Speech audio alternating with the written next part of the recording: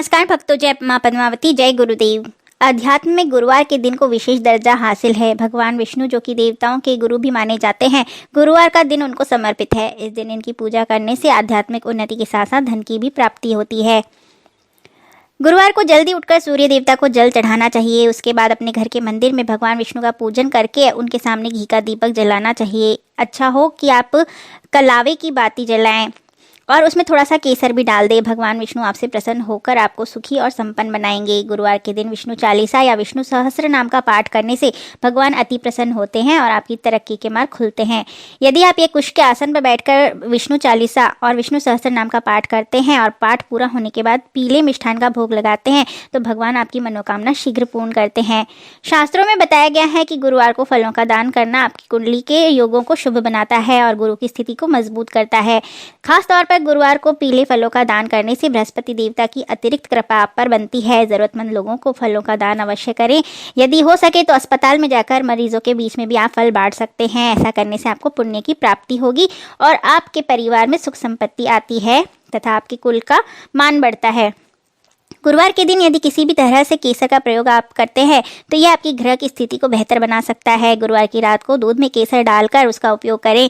इसके अलावा आप चाहें तो दूध और केसर की खीर बनाकर भगवान विष्णु को भोग लगाकर पूरे परिवार के साथ मिलकर खाएं। यह उपाय आपके घर के लोगों के बीच में प्रेम बढ़ाता है और सुख समृद्धि लाता है।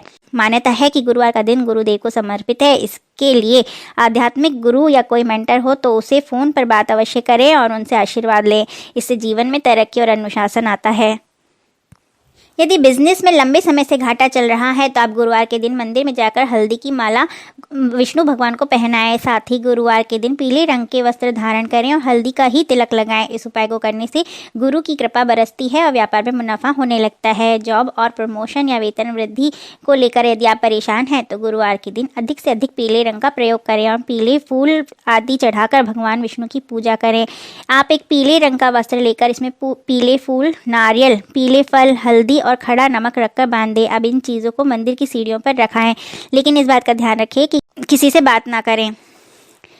सुख समृद्धि के लिए गुरुवार के दिन सुबह जल्दी उठकर स्नान करने के बाद विष्णु भगवान और माता लक्ष्मी का शंख से अभिषेक करें, पूजा अर्चना करें, केला, चना की दाल और गुड़ का भोग लगाएं। फिर विष्णु सहस्त्र नाम का पाठ करें। हो सके तो कनक धारा स्तोत्र का या श्री सूक्त का भी पाठ करें।